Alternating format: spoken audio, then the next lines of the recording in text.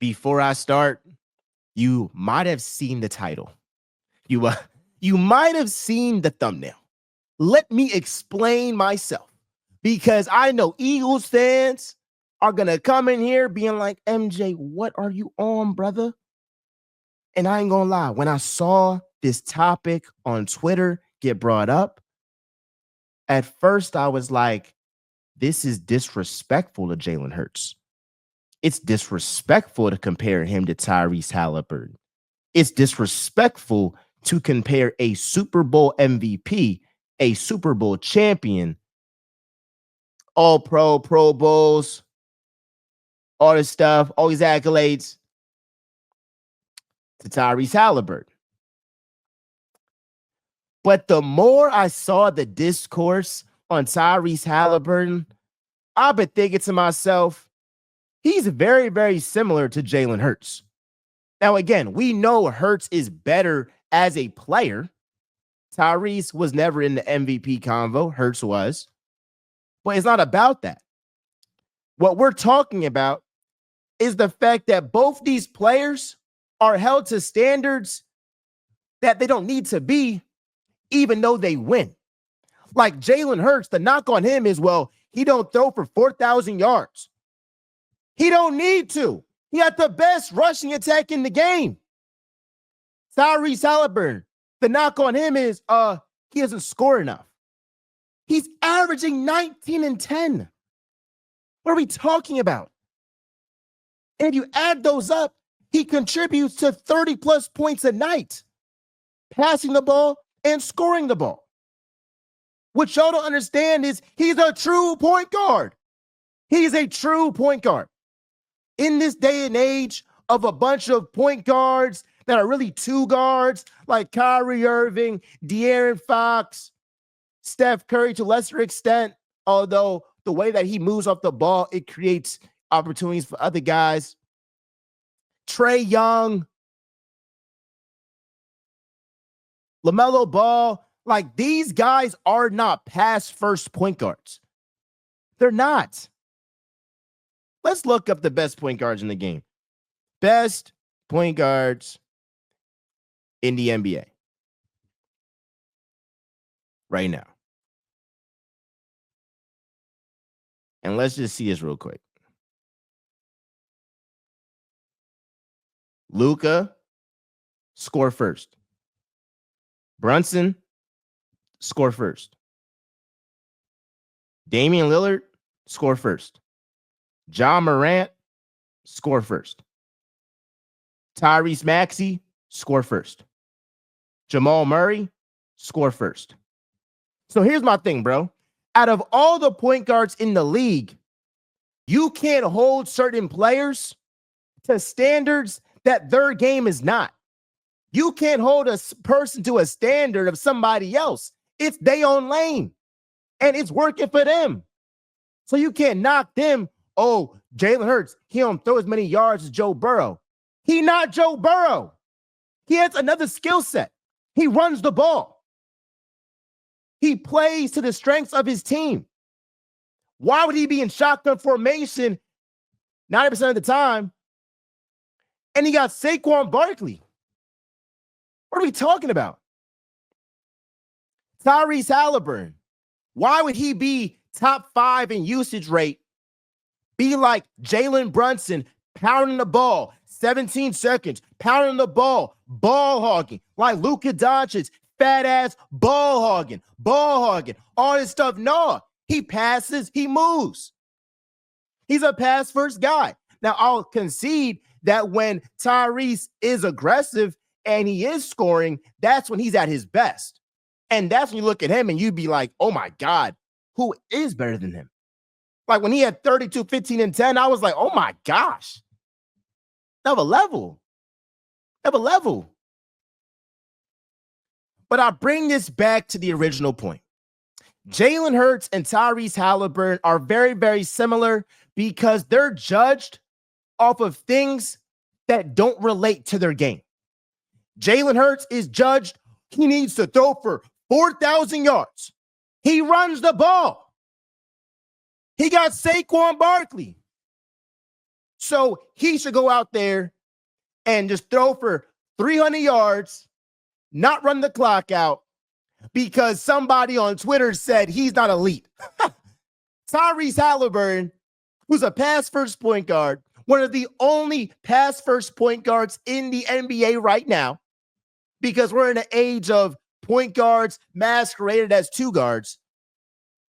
He should up his usage rate to Luka, to Brunson, to Trae Young, so that he can put up 28 points, 30 points, and do what?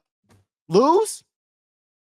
I'm sorry. If you put Jalen Brunson on the Pacers, they might not even make it to the freaking second round. That's a fact. Because I don't trust Jalen Brunson to get the most out of those guys. It's a reason why when Nembhard said twing, twing, twing, twing, it was Canada on Canada crime. Haliburton deferred. If that's Luka Doncic, he's pounding that rock, and nobody else is getting that jump.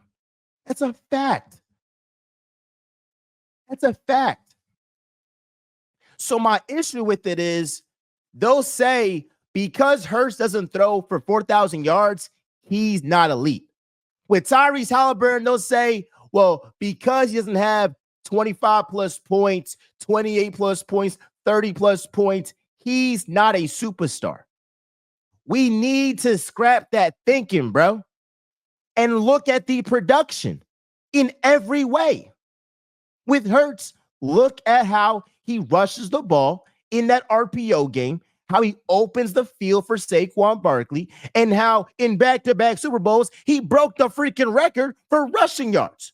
That means something. And when he can, he will pass the ball. Tyrese Haliburton has the best turnover to assist ratio in the NBA.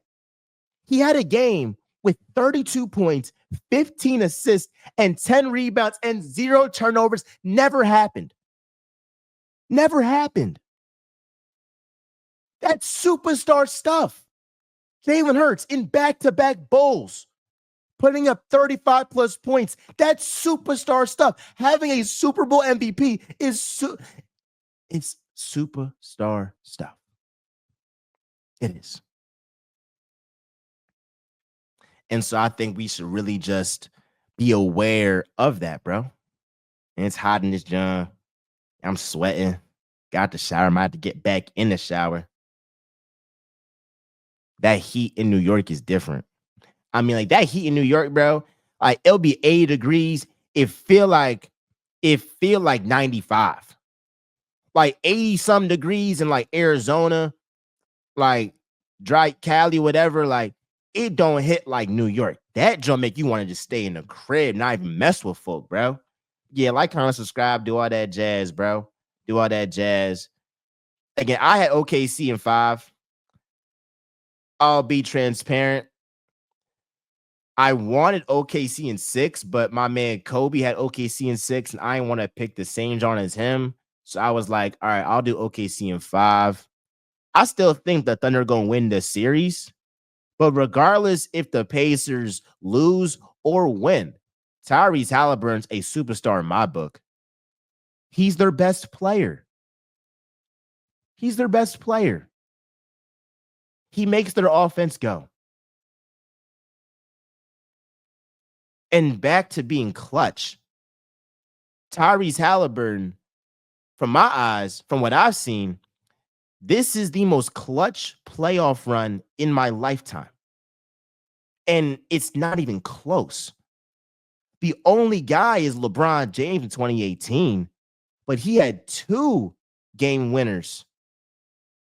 Tyrese got 4 in this playoff run. He got 4 in each round. How insane is that? First round against Giannis. Second round against D. Mitch and them boys. Third round against the Knicks at MSG. And in the finals, game 1. This is ridiculous. So my problem with the whole superstar stuff is that if Tyrese Haliburton was scoring the ball 28 points per game and he had 4 assists, he's a superstar. But because he has 20 some points or 19 points and 10 assists, he's not viewed as a superstar. Why is that? Why is that? We overrate scoring. We overrate scoring.